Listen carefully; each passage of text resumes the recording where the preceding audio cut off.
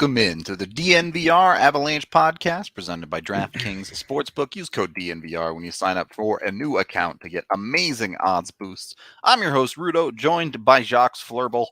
On the Jacques Fleurbal. Oh, okay. What the hell, man? You're so bad with names that you can't even get this one that we've already previously established correct? I'm offended. AJ, you're a man of the sweet science, correct? Yes. Who you got? Fury or Wilder? Wilder. Okay.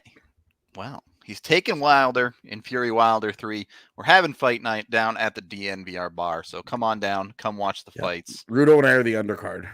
Oh God. I don't think I win this fight. Don't bet on me. I don't know, man. If you step on my toe just the right way. Okay, good. So I have to cheat to win. Got it. It's fine, man. It works. Just a little bit of ear biting. Nothing special. All right. Don't threaten me with a good time now. Either way, the entire card will be down at the DNVR bar. So come watch people beat the shit out of each other. It's always a fun time. Yeah. Getting into today's show, the Avs roster starting to take shape for real. Very quickly took shape. Yeah. In the last 24 hours. Very quickly took shape. All of a sudden, there's not so many decisions to be made left on this roster. There still are a few. We'll definitely get into all of them. But where should we start? Should we start with the forwards or the defense, AJ? Goalies. Okay, well, that's Pavel Francouz placed on IR retroactive to October 5th. Yep. Jonas Johansson and Darcy Kemper will be your opening night tandem. And that's it. Yep, they're going to be the tandem until Francouz is healthy, barring further injury. The end. Done. On to defense then. Whew. That was a lot of work. Yeah. Let's call it a day. Good show. Good show. We're out now. We're out of here. I'm good. I'm good going to the bar. Yeah, we'll talk about all of it. I guess we can cover the cuts, which the only official cuts were Kaut and Bowers. And Anisimov. That is true. Anisimov released from his PTO, no longer part of the organization. Kaut and Bowers sent to the Colorado Eagles, but also expected. Yeah, not hugely surprising there. It's not like they had good showings at times, but neither of them really balled out, particularly in preseason games. Mm-hmm. And then also Jason Megna and Dennis Gilbert were waived. So tough with Kaut because the games that he played weren't on TV, televised, so we didn't even get to see it. Yeah. So it's hard to really make a significant assessment there, but that doesn't matter now. They're officially sent to the AHL. So, yep. With that being said, as far as players in the AHL ahead of them, is it really just Jason Megna? Is Jason Megna even ahead of them, getting waived today? I've said all along that I think Jason Megna is headed for captain of the Eagles. Yeah. A guy who spends the whole season down there, really, more than being a call-up. All right. Yeah. I don't even know that Megna gets called up, to be honest. Full stop. Yeah. I think Megna and Anisimov, like Evan said in our chat yesterday, good guys to have around to send on the last road game of the preseason. Yeah. Very true. No argument there. Obviously, this pod has been pro-cutting Anisimov for most of the preseason. So, for basically the entire time that he's been on it. Yeah. From the time his PTO got announced until today. Yep. So that one's not a huge surprise either. That's a guy who didn't look particularly like a good fit at very least. It was the pace just wasn't there, man. He can't play. He just couldn't hang. Yep. It's pretty simple and straightforward. But if we're operating under the assumption that Jason Megna being waived means he's going to be sent to the Eagles after the waiver period, that means the Avs roster is down to 13 forwards. Now, that doesn't mean that they are done. If they wanted to, this is a team that could run 12 forwards with no scratch forwards. Something they've done in the past. It's something they'll likely continue to do given their proximity to their AHL team, at least when both teams are at home. Yeah, and with the Eagles not opening up and the Avs home for the first 2 games, I am still kind of expecting another forward cut. But I like, where do you like, the reason that you do that is to send him down so that he plays games. Right. With the Eagles not opening up. Well, they open on the 15th, right? So yeah, but in Vegas is where they open in Vegas on the 15th. I'm pretty confident. So, but with them, like, I don't know that it makes as much sense for them to manipulate it that way. Yeah. And then the other question that I have is, what is happening with Taves? Is he on IR or not? Yeah. We'll get to the defense in a minute because I think there's a little bit more of a conversation that one. I want to stick with the forwards here first. Yeah, because for me, I think if these are your 13 forwards, these are your 13 forwards, and you can easily just have, Maltsev on opening night with Newhook or Sampo. Yep. Today at practice, they had Ranta, Newhook, and Jost on a line, and I thought, now that's a creative solution. Certainly interesting combination. Because it's listed as like a third line, but you know that it would really get more like fourth line usage. Minutes, yeah. And it would be kind of like having 2 fourth lines because it's a work in progress to trusting that third line with 2 rookies on it. Yep. And then I think Comfer probably takes over at 4C and Maltsev ends up as your healthy scratch.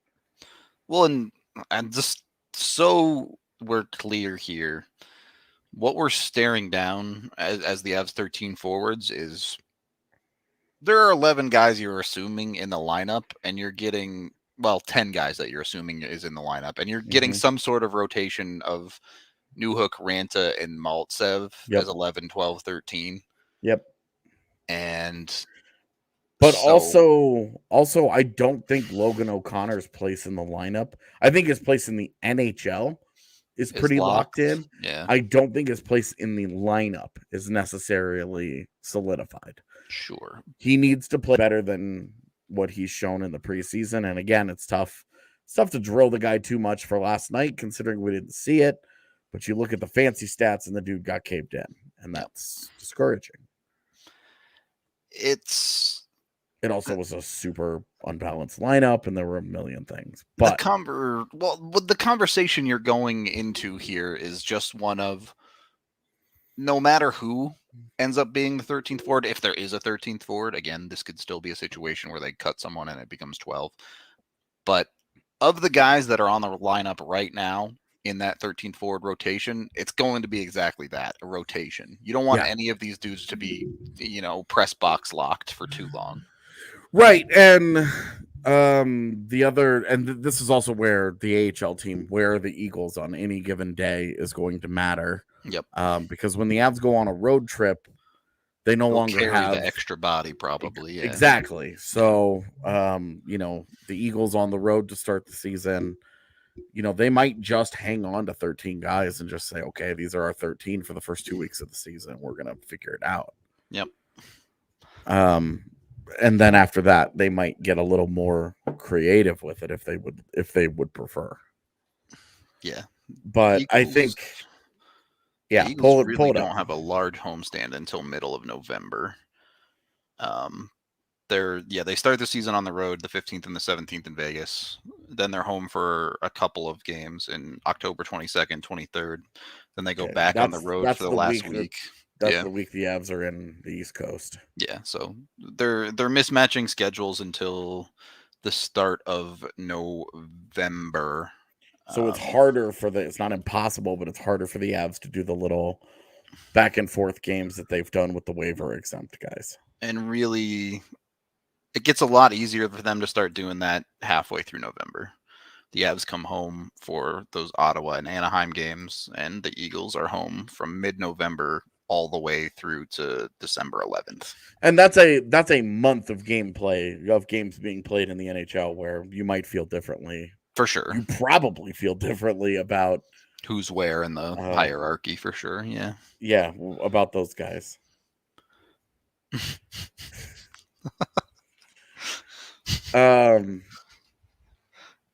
Just get deeper into the rabbit hole with this stuff. Look, I liked the arsonist answer on Twitter the other night. All right, for the opposite of a plumber.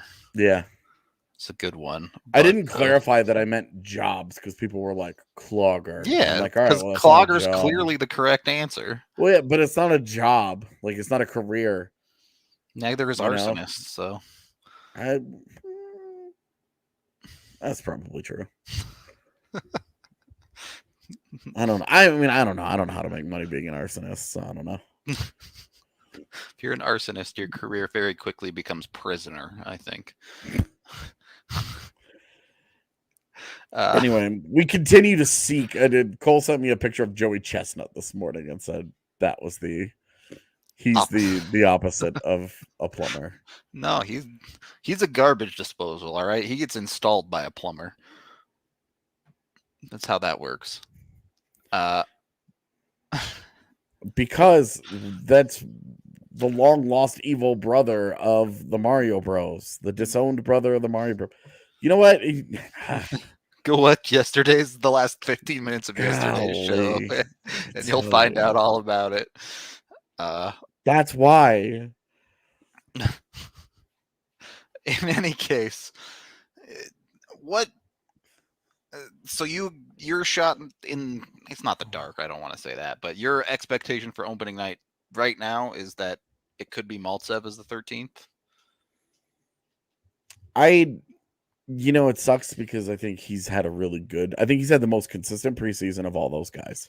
Mm-hmm. And so him being on the outside looking in sucks. But I think that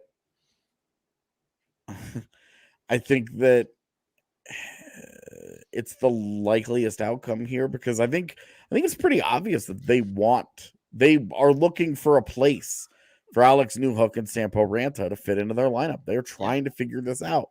Yep. They've tried all types of different alignments and jobs and all this. And, it sucks because it's come at the expense of JT Compher, who, outside of getting crushed in the faceoff circle during the preseason, has actually been pretty decent. Scored a goal last night. I mean, he has a handful of points, and his fancy stats are solid. Yep. And so it's like, look, you're looking for a bounce back from this guy. Are you really going to put him on the fourth line center job to open the season? And like the one thing that I have full confidence that JT Compher should not be doing is just playing center. I don't care what line it's on. But it's playing center. Yeah. The whole, I mean, if we're diving into particularly practice today, to your point, the Avs are really stretching, it feels like, to fit these guys because now you have Jost on the wing. Which they've done most of the preseason in order to have Newhook at center because that's where they view him. And they understand if he's going to be in the NHL, he should do it at center to at least prepare him for his long-term future. And I think both of us are perfectly happy with having Newhook as 3C. But I'm iffy on it. Okay. I mean, I would rather have him as 2 left wing, but 3C is fine. I'll say I understand it. Okay. I understand the reasoning behind it. How I personally feel about it, I don't have a strong feeling. Right. Sure. It's just you have to make a decision, and then I want them to stick to the one that they make. If he's a center, he's a center. Exactly. I don't want them to get a month into it and be like, boy, he's really not coming along, and now he's a wing, and then a guy gets hurt, and they're like, well, now he's back at center. That's what I do not. because that's what happened to Tyson Jost. And I Yeah. think if you want to talk about anything that hurt Tyson Jost in his development more than, and if you can just get over he left college too early, the number one thing that bothered me was that he just lacked a definitive role. Yeah. And Kicked so it was around the hard bottom of the lineup for the entire first year he was here, Right. basically. It was hard for him to grow into anything in particular because he was all over the place. Yeah. So I think that that should be their warning sign, you know, to try and keep Newhook with a consistent role. Whereas with Ranta, you're very comfortable playing Ranta, and I think we talked about this the other day. If of the guys that could be on a fourth line if they wanted, it's easiest there is for Ranta because he's gonna play the same style no matter what line or what role or anything. There is no role fitting for him. Yeah, he just skates as fast as he can up and down the ice. He's gonna hit people. He's gonna be big, and he's gonna try and use his puck skill to score goals.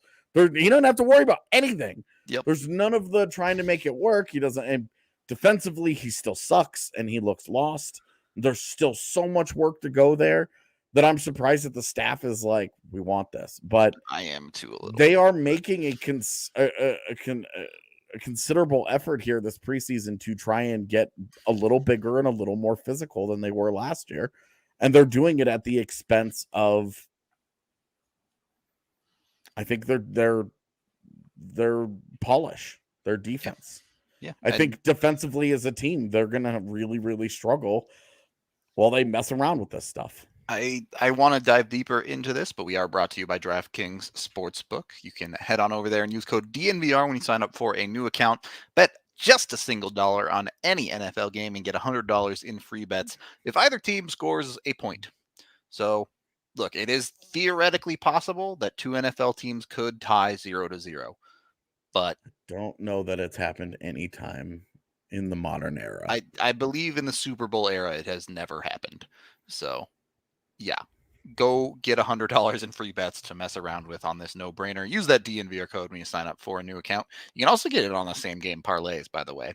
Having a lot of success Broncos games, just bet the under plus whichever team you think is going to win the game. Makes money. Super easy. AJ, what we were looking at some baseball same game parlays of like Scherzer strikeouts and some other, I forget what else we were looking at. But I made $12 today betting on Tim Anderson to swing or to put the first pitch in play. There you go. Easy money. So all you got to do is know some of the tendencies of these guys. You got to do a little bit of digging, and you can actually make a little bit of cash getting into the live bet, betting. Some of the micro betting in game.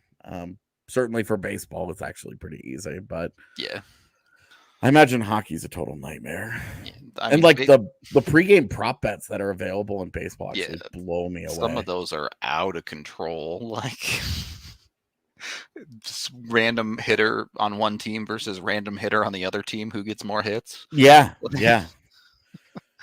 You and I were trying to figure out if Corey Seager or Nolan Arenado was going to end up with more hits in the wild card game.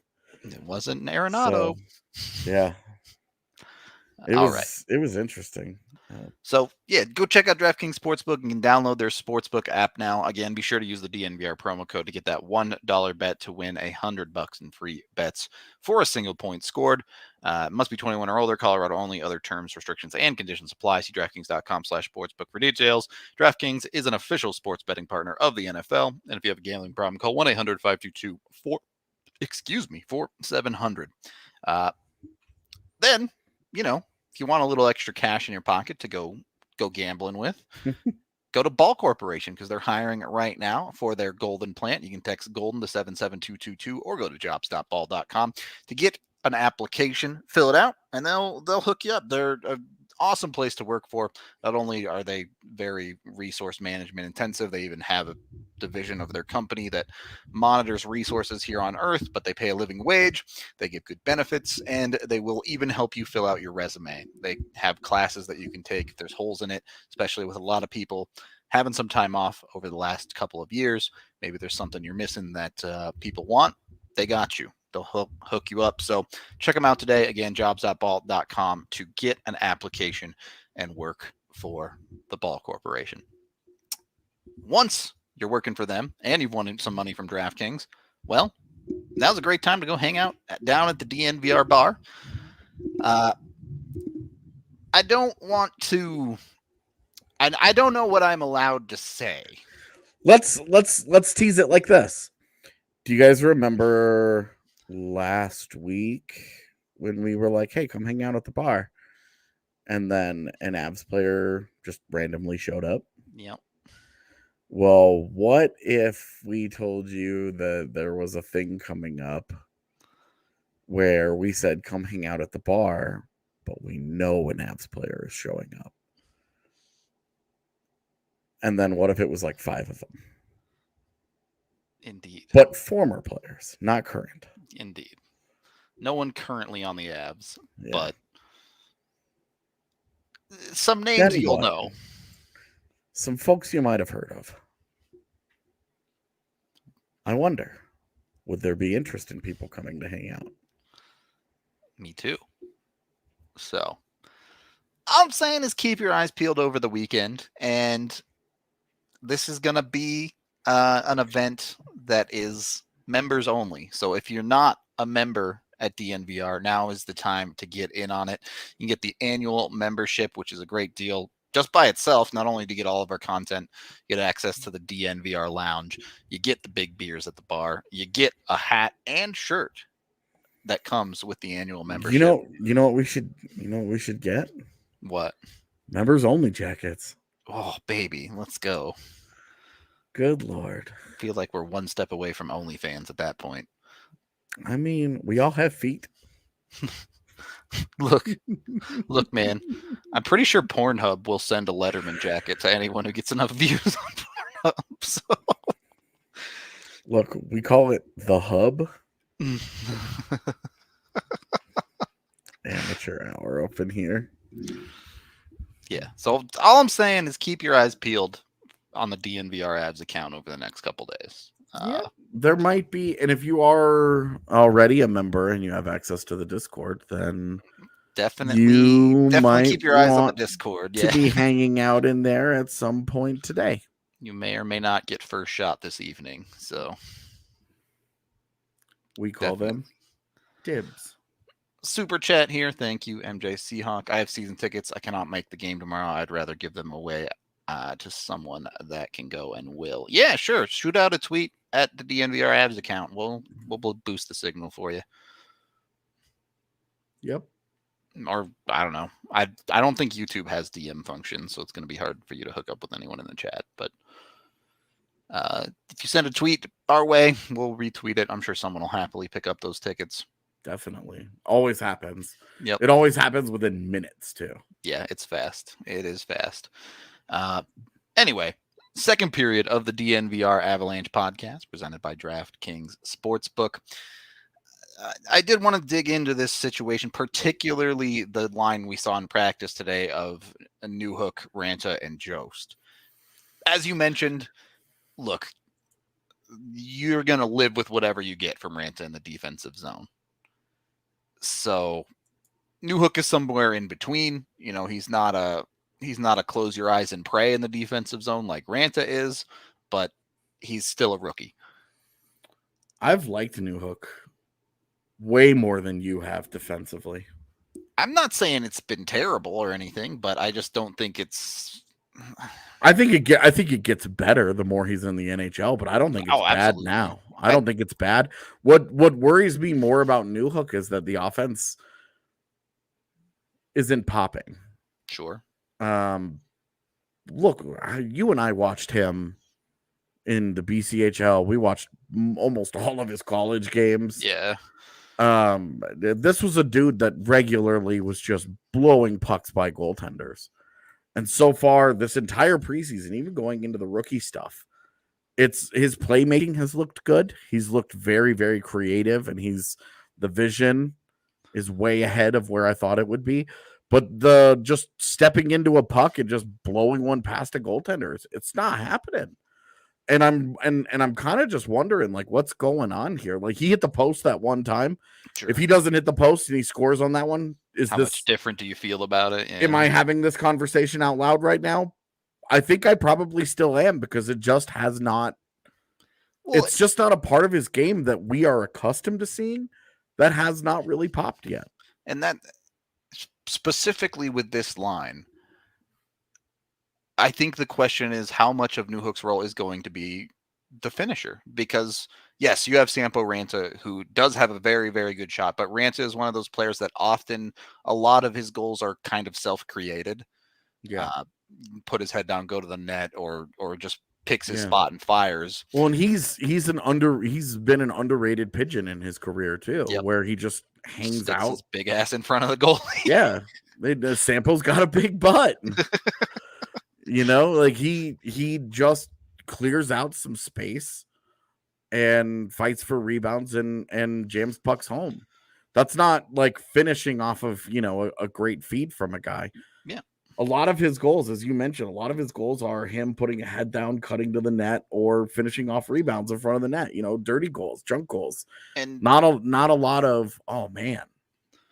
And with this current line, look, Jost's finishing or lack thereof is fairly well documented over the last handful of years. And you're also setting Jost to be the defensive stalwart on this line, given that even if you like Newhook's defense, look, there's a reason it's Jost over there to keep things settled, right?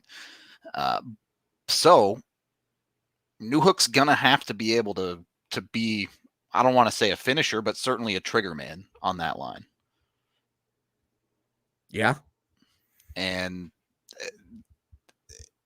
it's interesting that that's the spot that they're putting him in 5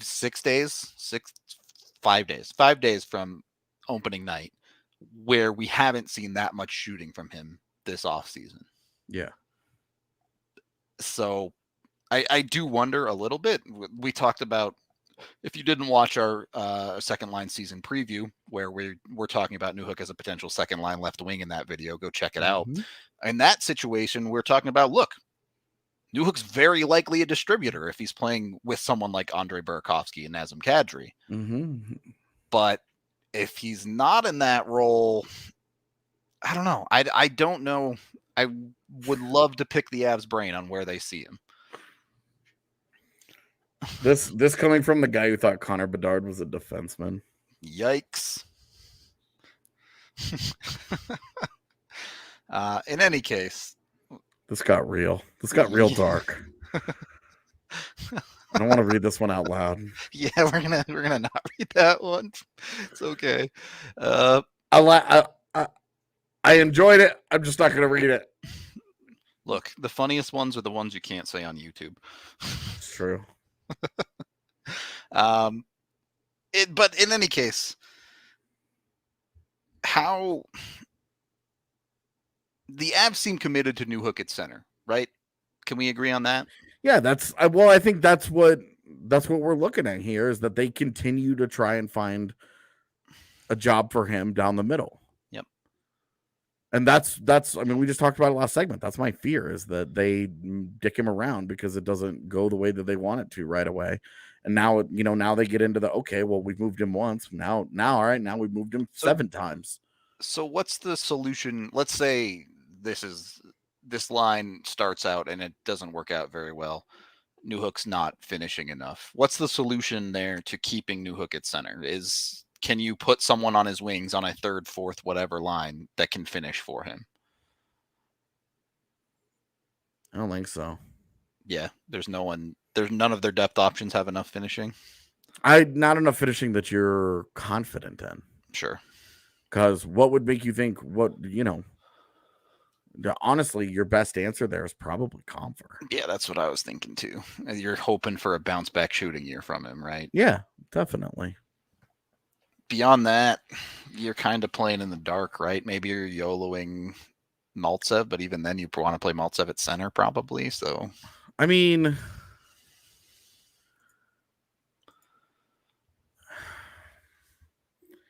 given what we've seen this preseason, why would you want Maltsev anywhere else? I hear you. He's crushing the face-off circle. He's looking more and more comfortable. Is this in the PK job that they're trying to give to him, right? I just think that okay. Let me finish my thought and then I want to get into this. Yep. I just for me, I want to give Mikhail Maltsev an opportunity to fail. And by that I mean I want to put him at 4C and I want to give him a month in the job. I don't want to tinker. I don't want to rotate. Sure. Yeah. I don't want any of that. They target him for this job. He's getting better every day. I want to see what he's got. Yeah. Because they want bigger bodies that can skate and can fit their identity and can wreak a little bit of havoc. He's got to get better at wreaking havoc. He still plays too quiet of a game, but he's been effective. And I think that Maltsev is a guy who is really grown, and he had a camp that I was like, I am not okay with this. I did not like his training camp at all. And then he got into preseason games, and I was like, you know what? I like this way more. Well, and even look, you can say he had a bad camp, but the trajectory of his offseason from day one of camp up through the preseason games has all been up. He's been getting better every single day. So it's easy to see him getting more comfortable as the offseason has gone on and fitting in. The one thing you want to see some finish here. Definitely. You want to see a little bit of skill. You want to see something where you're like, all right, this is not just meat and potatoes, but this is actually a little bit of flash. Maybe you want to see a little shine on that play. Line, sure. Yeah. So, and not even just to wonder, hey, how high can this rocket fly? Not even just that, but like you want a fourth line that can actually provide a little bit of danger to other teams. Yep. Not just create chances and make a team be like, ooh. Good thing you can't shoot. But one that actually, like, when they're giving up, when that line creates 3 scoring chances per game, that they might actually have a chance of finishing one or two of them along the way. Yep. Like I want to see what's up with Maltsev because I think he is physically there. He's got the most experience of these guys. I think he has more NHL games played than Logan O'Connor does. They're right around that 30. I think Maltsev has 33 and O'Connor is like 25 or something. And so that's where I also O'Connor actually he has 43. Oh, okay. More than I thought. Yeah, same. I forgot about some of those. Yep. That he got a handful of games 3 years ago that I just completely blocked out. Yep. Anyway, but they're all right in that same range of games played where they're all under 50 and they're all like trying to figure it all out together. Yep. And I wonder, like, if you wanted a third line or a fourth line that could really actually do a little bit of offensive damage, what about Ranta, Maltsev, and Helm? And I think this is going to be a really interesting year for the fourth line because last year the fourth line's skill level was pretty hard capped. Yep. Where, Belmar and Calvert, like those guys were great at what they did, but you knew where their limitations were. And so how closely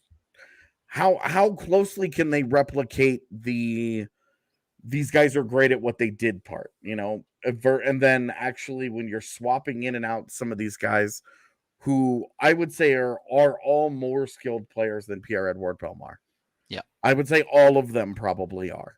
Even and how many of them, but how much more offense does that turn into across 82 games? How much more dangerous are they on a nightly basis? Like, you're not expecting them to score every night. I wouldn't even say you're expecting that line to score once a week. but you do want them to be dangerous. You do want them to actually put a little fear in the other team. And so I wonder if they're going to I wonder if they're going to be able to use these young guys, not just, Newhook and Ranta, but also a Comfer and a Jost, to kind of create a bottom six that actually has a dynamic element to it. It's the feeling you want out of this, right? Is Helms can skate. He'll be fine. Inevitably, when some of these fourth line guys are either moved up the lineup or it's one of those games where Bednar decides to use his fourth line as his third line. Yeah. That not only do they not look out of place, but they still look like a third line, a line that is capable of producing offense instead of being a very limited role line. And I guess the X factor here is probably Val Nichushkin, because he's currently in the top six, and I think we're all expecting just waiting for that to end. Yeah. We're not expecting that to be a long-term solution there. Yeah. And if it is, then they are definitely not re-signing him. Yep. But if once he, if he comes back down into the bottom six, then you have a shakeup of the makeup of those lines. Yeah. He adds a totally different element of, like, he drives the crap out of some play, but he's also gonna boof a lot of scoring chances for you. Yeah. But he drives the crap out of play, and he's awesome defensively. Yep. So, it's almost like a race between Newhook and Ranta, and to, I guess, Maltsev as well, to see who can develop faster in a given role. Because the guy that struggles is the guy that they either move back down to Loveland, or is the guy that they, have as the healthy scratch. The guy who figures out the quickest in a role becomes the hardest one to take out. Yeah. Yeah. Because it gets harder. It's you're putting them in there, and you're just seeing where. Oh, don't even get me started. Where do these guys all go?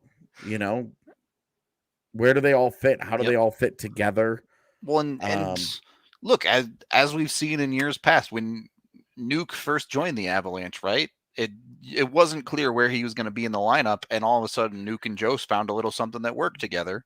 It randomly. I mean, last year we didn't go into the season talking about Tyson Jost and Val Nichushkin as something that was going to work together, and then they got put together, and all of a sudden, other teams just stopped having the puck.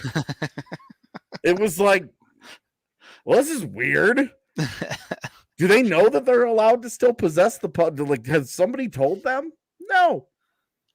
Somebody forgot to tell other teams that when Jost and Nuke were on the ice together, that they were also allowed to have it. So I would expect quite a bit of experimentation through the first 10 games of the season for the Avs, and just trying to find a little spark, see who starts connecting together in proper NHL games. Because look, you take whatever you want from the preseason, it's still preseason, right? Yeah, absolutely. And I was saying yesterday that the preseason, every year during the preseason, I say this shit is meaningless. Yep. And it's especially true for veteran players and young players who already know that they're not making the team. Like a guy like Oscar Olausson, who knew he was going back to the OHL no matter what. Like, did that nice little run that he have, was it awesome? Did it get him going and feeling better about life? Most definitely. How meaningful was that in the long run? I don't think it's going to be that. I don't think it's going to matter that much. I don't think we're ever going to look back and be like, this was the week that changed Oscar Olausson's career. There's so much to go. I just don't want to assign too much meaning to what's happened here. Unless your name is Sampo Ranta, how much did this preseason really change for anybody? I don't know. Yeah. And even in Ranta's case, it's clear that was a dude that they had targeted as potential opportunity coming into this preseason. I mean, they gave him playoff games. They were like, hey, man, we absolutely believe that this North-South game of yours is something that we need and we can make work. Yep. It's just a matter of him figuring it out. And can he work on his defense and get his defense to a passable level? Because I think right now I would still give it an F. It's awful. It's awful. His defense is worse than tofu hot dogs. Yikes. Not to say that tofu hot dogs play any defense. That's the most disgusting sounding thing that I've heard since somebody talked to me about pickles earlier today. What? I didn't even know tofu hot dogs were a thing. I'm not gonna. I don't know that they are. Okay. But I would absolutely believe it because all kinds of nastiness has taken over. Yeah, I mean, fair enough. I mean, Whole Foods exists, bro. Just go in there and it'll just change your whole world perspective on what people consider as food. AJ, have you had any of the hot dogs at the bar yet? I haven't gotten to them yet. I'm still working my way through the menu. I would like to at some point, but I have Caesar salad's one of my favorite food, and I still haven't even gotten to that bad boy. There's so much. Mostly because it's misspelled on the menu and it hurts my heart. Well, can't win them all, I guess. But yeah, look. Jesus Christ. No. God, this chat is so disgusting right now. I want to ban all of you. Well, chat knows what's coming, right? All right. We're talking about pickles and hot dogs and you know what I'm saying, right? These are totally things that you can top on pizza. Dude, I wouldn't recommend it for AJ on the pickles, but the hot dogs sound like delicious on pizza. On pizza? Yeah. I mean, I had a hot dog on a grilled cheese recently. Yeah, and you said it was unbelievable. At the bar, actually, and it was incredibly tasty, honestly. I had no expectations for it. But it was delicious. Yeah, look, I'm not saying go out and put these things on your pizza, but go on over to Sexy Pizza and get yourself some delicious pizza. You can also get Sexy Pizza at our Broncos tailgates. So be sure to do that. Be part of the Broncos watch party down at the bar at 11 a.m. this weekend as well. Go have a fun time there. Sexy Pizza has been approved by everyone from the East Coast at this country. So I think we're good. It's also been approved from the guy from Italy at this country, or at this company rather. So I think the pizza's good at Sexy Pizza. We have you covered on the most delicious pizza you can get here in Colorado. I would just like to add, he's not making a pass at the pizza. It's actually called Sexy Pizza. Yeah, no, the company, the place is called Sexy Pizza. I just want to clarify, Rudo is not hitting on the pizza itself. He's just telling you to go hit it up. Now, I like that Big Moose. Thank you. Yeah, I think that's a dope shirt. It's funny because that shirt came out a while ago, and I kind of forget that some of our awesome shirts from the past exist. Yeah, but I think that had such a quality shirt, man. All right, AJ, if you had to call a region of the human body the pizza, what region would you call it? No, dude, I wouldn't. I wouldn't call any region of the human body the pizza. The pizza. I would not equate any region of the human body with any food of any kind. All right, what about a sexy pizza slice? No. All right. Well, AJ's not willing to say it, but no, I'm not. I'm trying to bail you out of this. Obviously, the correct answer is the V region of the human body. All right. You're not all the way down to the junk, but you have the V region. I can't really show it. I don't want to show it on YouTube because we might get banned. But if you want to make your pizza region sexy, doesn't matter if you're a man or a woman, Manscaped has you covered with the tools you need to make sure that there's no hair on your pizza. That's all I'm saying. So head on over to Manscaped. Use code DNVR20 to get 20% off. No, it's just code DNVR. Sorry, no 20. Just code DNVR. Dude, I would absolutely do dirty things to sexy pizza, all right? That's a whole other conversation. But use code DNVR, get the perfect package 4.0, get free shipping. Manscaped, they got you covered top to bottom. Sexy pizza and keep your pizza sexy, all right? They go together hand in hand. I don't know where Allie is right now, but wherever she is, she just face palmed. Yep. Just instinctively. I hope she's mid-meeting and she just face palmed. Could just feel it. All right. Third period of the DNVR Avalanche podcast presented by DraftKings Sportsbook. Do we want to wrap up this forward conversation? Is there anything else you wanted to get to on it, AJ? I wish some of these defensemen could have defended me from having to listen to that ridiculous ad transition. Unfortunately, if it was Curtis McDermott, you would have just blown right past him and he wouldn't have known what happened to him. Well, I do want to talk about the defense because there is some questions here. Obviously, Dennis Gilbert waived, so he's not expected to really be part of this conversation anymore. But the Avs do still have 1 or 2 cuts, maybe even 3 cuts to make on the defensive side. There are some decisions to make here. You mentioned Devon Taves. As of right now, they have not put him on IR, which means he's going to take up a roster spot if that continues. Yeah. So the math. Yep. 10 defensemen. Okay. There are 10 defensemen, assuming that Gilbert is clears waivers and is sent to the Eagles. Right. They are at 10 defensemen.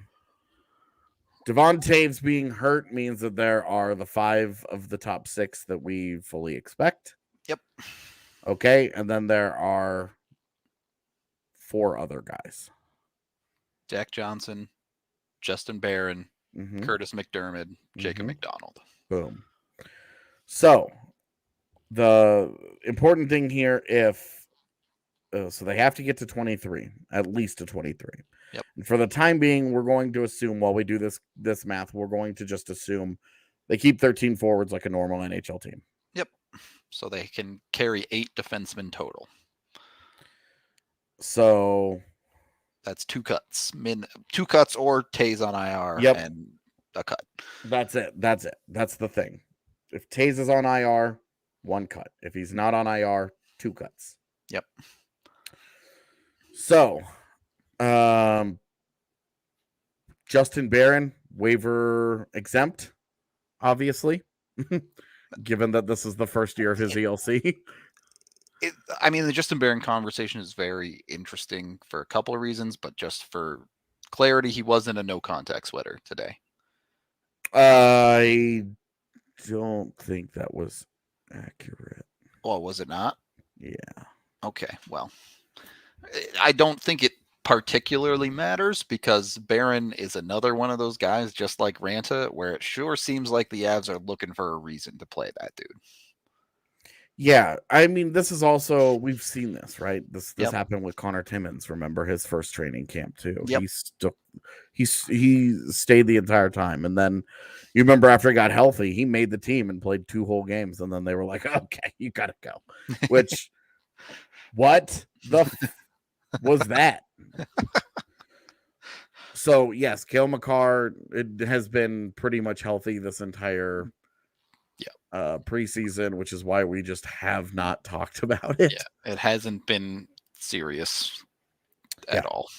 Yep. So, but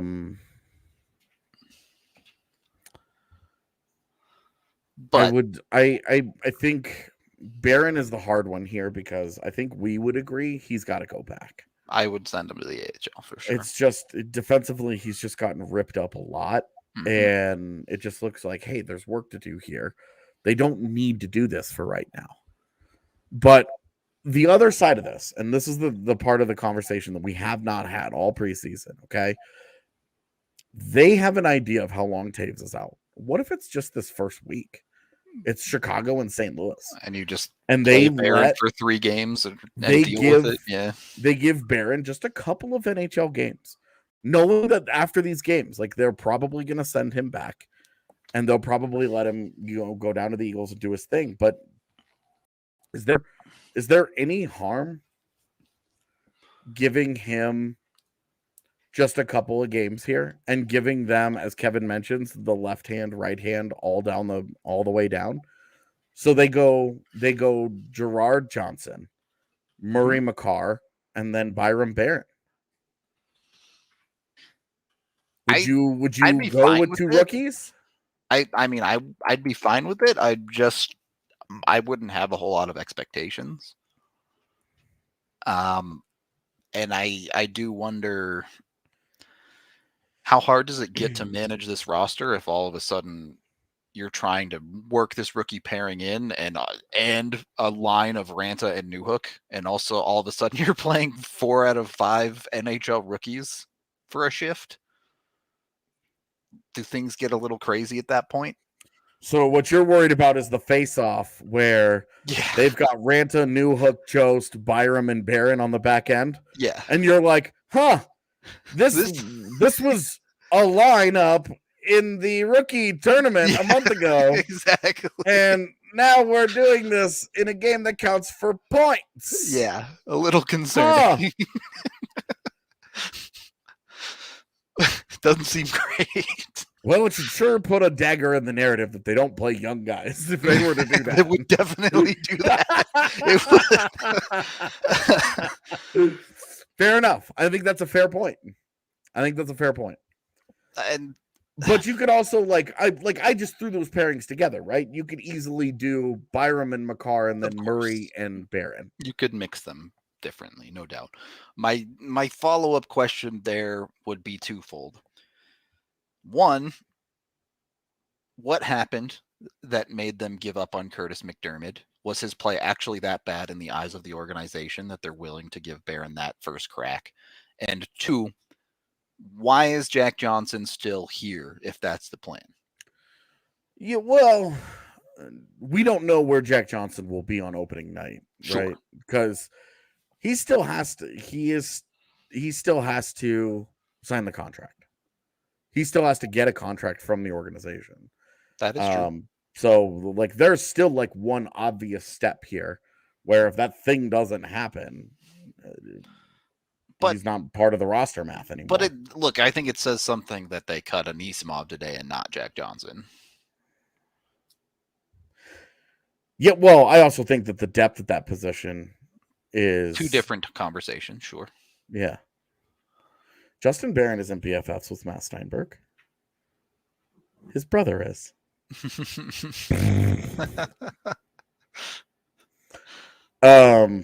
Yeah. No, Matt Steinberg and Morgan Barron are best friends. That's why he went to Cornell, as he followed. That's Morgan why he went to the prep school that they drafted him out of too. Yep. He just was like, I'm going to be Morgan Barron. So, still waiting on that. Hope he's okay wherever he is. Matt Steinberg kind of just fell off the planet last year. He broke his leg last year, and then by the time he was healthy, every hockey league in the world was like, "Yeah, we're not doing anything." Yeah. So just quick shout out, Matt Steinberg, wherever you are, dude. I hope you're okay. Get out there and go back to running people over, and then score some dope goals, please. There you go. Okay, so back to this. No, it's really tough because Jacob McDonald was good for this organization last year.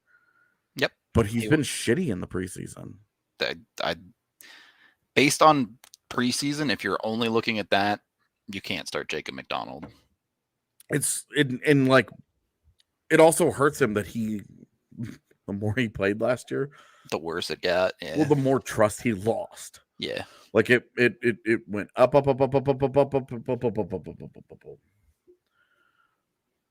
It was like watching the value of Bitcoin, dude. It was ridiculous. And it's one of those things, right, where the shine has come off of Jacob McDonald a little bit in the organization and certainly in the fan base, because those first 10, 15 games, every night it was like, what crazy nonsense is Jacob McDonald going to do today? Yeah. And now it's starting to fall into the category of like, oh God, he's doing it again. Yeah, where it was like, oh, here we go. I don't remember what I referred to him as in my story today that I wrote about the roster, but it was accurate. I'll take your word for it. We're gonna have to hear this one. Yeah, I said McDonald is the same chaos-wielding sorcerer from last year that constantly shoots, flies up the ice with reckless abandon, and doesn't seem to worry about his defensive responsibilities too much. He's 10 tons of fun, but might be a little too stressful for the coaching staff's liking. All right.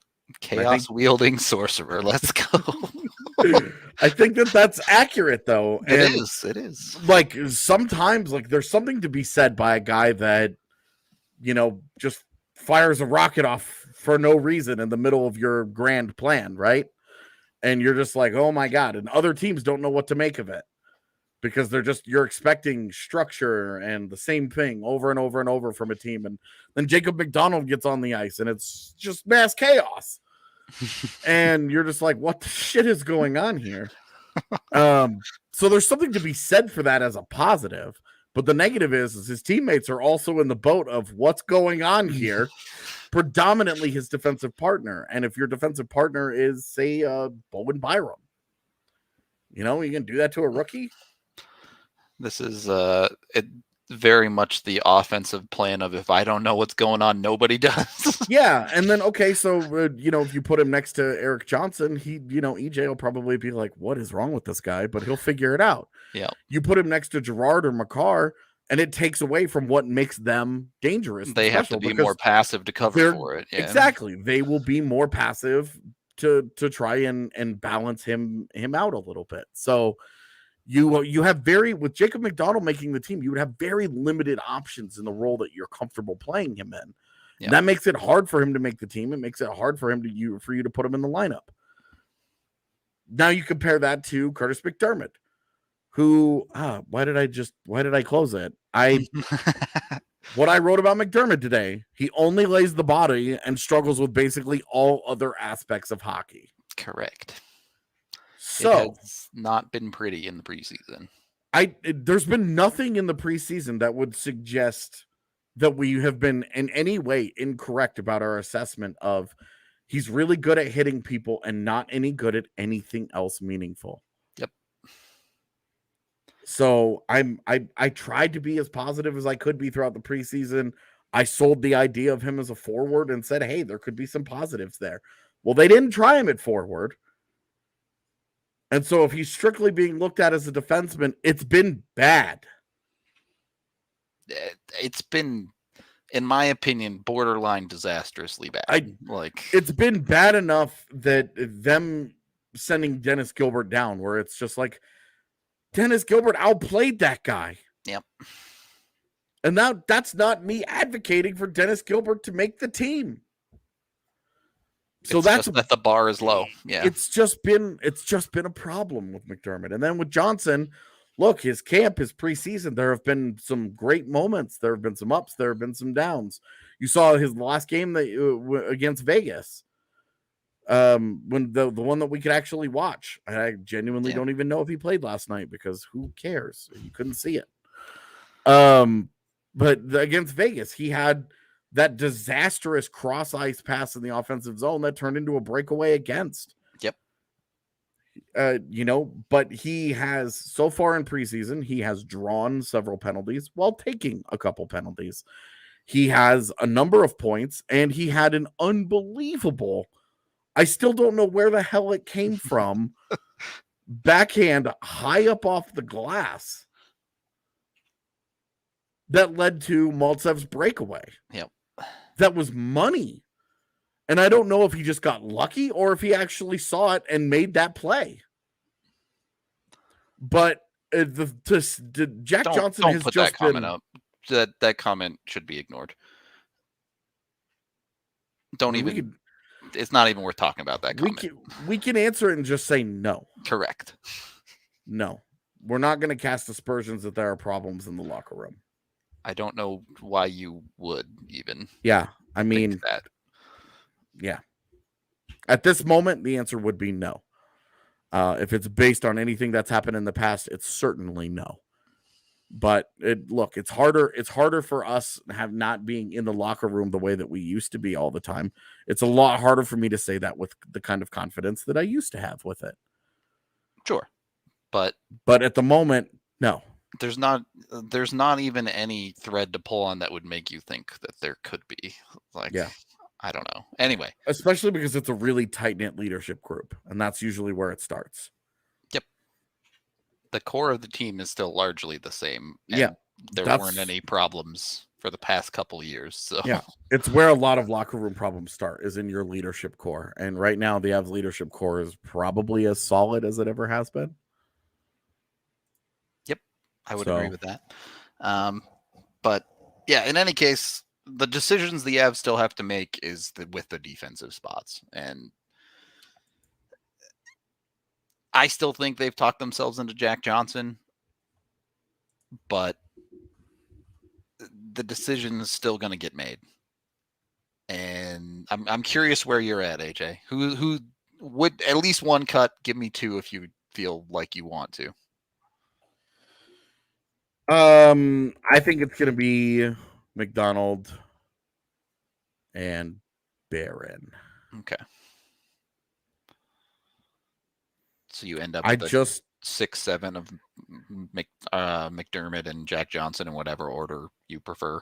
I just don't think they're cutting McDermott loose. I don't think they are either, for the record.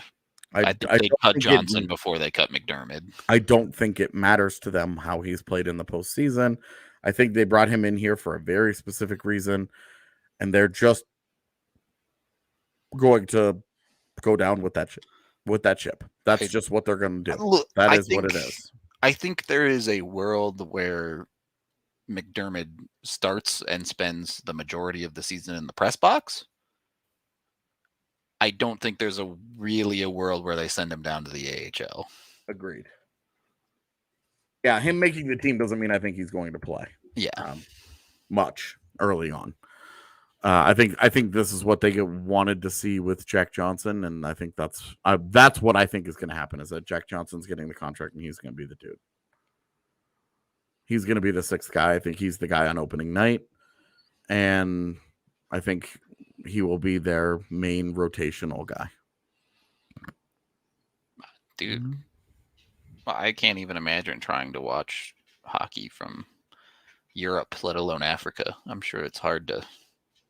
Yeah, I have no idea. Yeah, I have no idea what the infrastructure in Uganda looks like that would make it. I mean, even good infrastructure, it's like, not only do you need the infrastructure, you need to be up at 3:30 in the morning or something to watch hockey. Not that I can't talk. I was watching FP1 last night for Formula One, but we getting up at 6 a.m. tomorrow? Yes, sir. For qualies? Mm-hmm. It's gonna be a long day for us. Yeah. We just got the email, by the way. No morning skate tomorrow. Woo! So that means it's quali nap and then and then down to the bar. Yep, down to the bar. So, yeah, I don't know what's going on. I just with Barron, I guess I just have a hard time believing that they're seeing something so different from us. That they're like, let's keep him around. Because defensively, it's just been so bad, man. Yeah. Where it's just, and it's offensively, there's been so much good to like there. And with the puck, there's been so many things that you're like, yes, here you go. But it's also like, if he was 27, it would be a different conversation. It doesn't take teams long to figure out. You roll in on Justin Barron and cut across the middle, and he never punishes you for it. Dude, he doesn't hit you. He barely stick checks you. Yep. He doesn't close the gap on you. He just kind of watches. Yep. And that's, especially you get into regular season, teams have worked on film. That's going to get abused, straight up abused at the NHL level. So it's really hard for me to justify it. And it's not, look, Barron is 20 years old. Maybe, did he just turn 21? I forget, but he's super young, and you give him even half a season to work on that in the AHL, and we could be having a totally different conversation in the middle of the season and say it's time. But right now, just doesn't seem quite ready yet. Yeah. The other side being what I talked about earlier. You give him those couple of games and it gives him some experience, and he really gets an idea of, here are the aspects of my game that I absolutely need to work on in the AHL this year in order to succeed at the NHL level, and not to be a good AHL player, but to better prepare me for the NHL. Because there are guys out there where those are different things. In order to be a good AHL player, you do one thing, but in order to best prep you for the NHL, you do another. Yep. And a couple of games, he might get an opportunity to, he might get a better idea of, okay, here's what I need. And then they say, okay. Yeah. That's the idea, I think. I think that's the X factor here, is that they want to give him that look. Yep. And it's totally possible. It's the thing that I just don't buy. Well, and it's become a potential thing because of the Taves injury, right? Yeah. If Taves is healthy, Barron is not going to make the lineup to be a scratch. Yeah. So we'll see how it goes. We'll see what the Avs ultimately end up doing, whether it's 20. I'm assuming they're going to run at least 21, probably 22, but they usually don't like to run 23 guys. I haven't looked, like maybe their like initial roster has 23, but usually within a week it's down to 20, 21, 22. Like they usually tweak it immediately based on where the Eagles are. Yep. So the other thing that is nice to not have to worry about is that cap-wise, they are not in any kind of problems. Yeah, they have plenty of space. It's a non-issue. Right now they are sitting on right about $3 million in cap space, and that is without Ranta and without Johansson. But is Frankie on IR then? So yes, add Johansson, and that's somewhere around $2.5 million. I guess like 2.2 million or something. So Johansson 750, Ranta 925. So not doing math live on air, but that's about half their cap space. So they can add, and because they've got 7 defensemen listed on there, and so there would be an 8th defenseman, obviously. Throw Jack Johnson an $800K contract, and that's and you're not you still have $600K to work with or whatever. Yeah. Yep. That's right in that area. Yep.